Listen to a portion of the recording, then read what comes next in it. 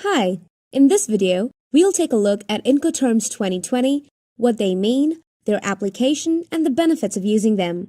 So, make sure to watch the full video if you are new exporters. We've got a lot to cover in today's video, so let's get started. So, what are Incoterms and who made them? Incoterms are referred to as international commercial terms. Incoterms defines the risk and responsibility of a shipment between the buyer and the seller. Incoterms were developed by the International Chambers of Commerce. So why do we use Incoterms? Incoterms holds a universal meaning around the world. People use Incoterms to avoid misunderstandings in foreign trade contracts by clarifying the tasks, costs, and risks.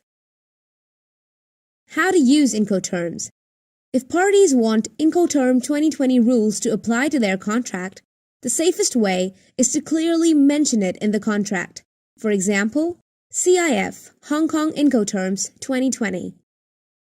ICC grouped the Incoterms 2020 into two categories. Number 1, rules for any modes of transport, and number 2, rules for sea and inland waterways transport. In the first group, we have 7 Incoterms. We have created an easy-to-understand chart that displays Incoterms 2020.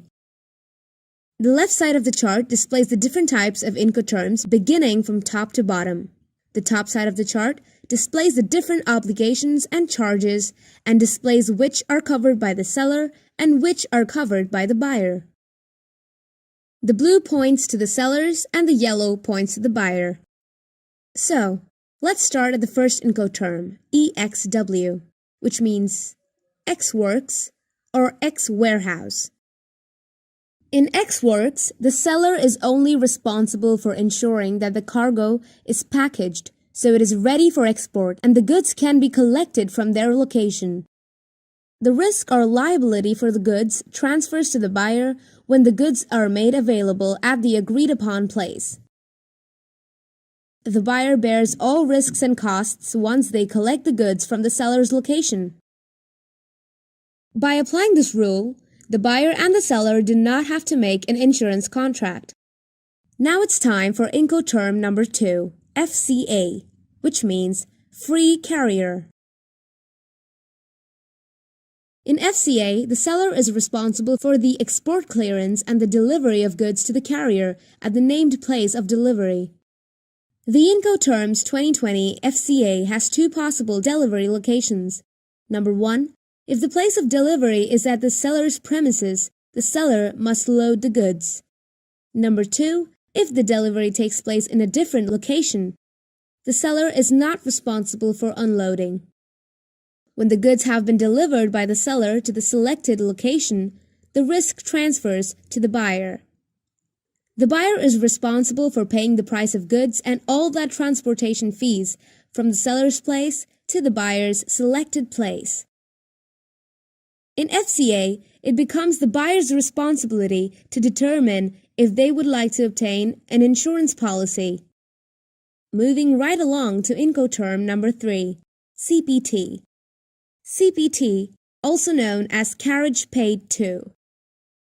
In a CPT Incoterm, the seller is responsible for clearing the goods for export and delivering the goods to the named place of destination with the transportation fees. The risk is transferred from the seller to the buyer as soon as the goods are delivered to the first carrier, even if there are multiple transportations. The buyer is only responsible for import requirements and local delivery and unloading charges. The seller is not responsible for any damages if the buyer has not insured the products because the goods have already been transferred to the first carrier. Without further ado, let's start things off with Incoterm number 4, CIP. The CIP stands for Carriage and Insurance Paid To. In CIP, the seller is responsible for delivering the goods to the destination, the cost of international freight, as well as insurance fees and charges. CIP is also very similar to CPT, except that with CIP, the seller is also responsible for arranging main carriage insurance. And let's dive right into Incoterm number 5, DAP. The DAP means delivered at place. Under the DAP, the seller is responsible for all costs and risks associated with the delivery of the goods to the final destination, usually the buyer's premises. The risk transfers from seller to buyer when the goods are available for unloading. The buyer is then responsible for unloading the goods at the end destination. In DAP, both parties are not obligated to make a contract of insurance, but it is recommended. With that, it's time for our sixth Incoterm, DPU. DPU stands for Delivered at Place Unloaded. In DPU, the seller is responsible for all costs and risks until the goods are delivered to named destination place, which is usually close to the buyer. DPU is the only Incoterms rule that requires the seller to unload goods at the place of destination. The risk transfers from seller to buyer at the place of unloading. The buyer is responsible for import clearance procedures, and both parties are not obligated to obtain an insurance policy, but it is recommended. Moving right along to Incoterm number 7, DDP, which means Delivery Duty Paid. As per the shipping terms under DDP, the seller bears all costs and risks involved in delivering the goods to the selected place. It is also the only term where the seller is liable for import custom fees. The risk transfers from the seller to buyer at the place of unloading. The buyer is then responsible for unloading the goods at the end destination. There is no obligation to insure the goods. The seller is not obligated to insure the goods for pre-carriage or main carriage. With that, we have completed our first category of Incoterms, and now it's time for Category 2, Rules for Sea and Inland Waterways Transport. Our first Incoterm is FAS. FAS stands for Free Alongside Ship. In FAS, the seller is liable and responsible for all the procedures in their country up until the goods are alongside the ship or the terminal warehouse. FAS indicates that the risk transfers to the buyer when the goods are placed alongside the ship. The buyer is responsible for loading the freight onto the vessel as well as handling local carriage, discharge, import formalities and duties, and onward carriage to the final destination. Insurance is not a stipulated requirement under FAS, however, it is a common practice for both buyer and seller to get insurance coverage of the cargo's journey they are each responsible for. Now it's time for Incoterm number 2, FOB. FOB is also known as Free On Board. In FOB, the seller clears the goods for export and ensures that they are delivered to and loaded onto the vessel for transport at the named port of departure. The risk transfers from the seller to the buyer when the goods are on board the vessel and the buyer bears costs from that point forward. The buyer arranges all the other stages to the cargo's ultimate destination. Insurance coverage isn't mandatory under the FOB Incoterm. However, it is common practice to obtain insurance.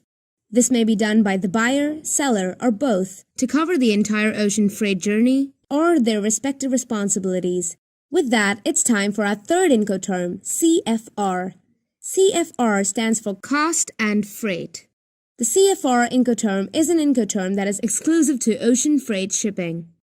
In CFR, the seller is not only responsible for delivering the goods to the port specified by the buyer, but also bears the transportation costs of the goods to the destination port. The risk passes from seller to buyer when the seller delivers the goods on board the ship. The buyer is responsible for paying all the additional transport fees from the port of destination, including import clearance and duties. The seller is not responsible for procuring marine insurance against the risk of loss or damage to the cargo during transit. And now it's time for our last Incoterm, CIF. That stands for Cost, Insurance, and Freight Agreement, with the seller holding responsible for all three. In CIF terms, the seller clears the goods at origin, places the cargo on board, and pays for insurance until the port of discharge at the minimum coverage. The risk is transferred to the buyer at the time the goods are on board. The buyer assumes all risks once the goods are on board the vessel for the main carriage. However, they don't take on any costs until the freight arrives at the named port of destination. In CIF, the seller is obligated to take out the minimum level of insurance coverage for the buyer's risk. We have completed all Incoterms. Now you can decide which one is the best for you. I get a lot of questions from the new exporters. Like, for example, which Incoterm is the best for new exporters? Well, there is no best Incoterm. It all depends on the requirements of the buyer and the seller. In my opinion, these are some of the best Incoterms for new exporters: FOB, CFR, and FCA. If you learned something new from today's video, make sure to subscribe to our YouTube channel right now. Just click on the button below this video. And if you want exclusive import-export training that I only share with subscribers, head over to usaeximclub.com. That is usaeximclub.com and sign up for our newsletter. It's free. Now, I want to turn it over to you. Which Incoterm from this video are you going to use? Let me know by leaving a comment below right now. Thanks and good day.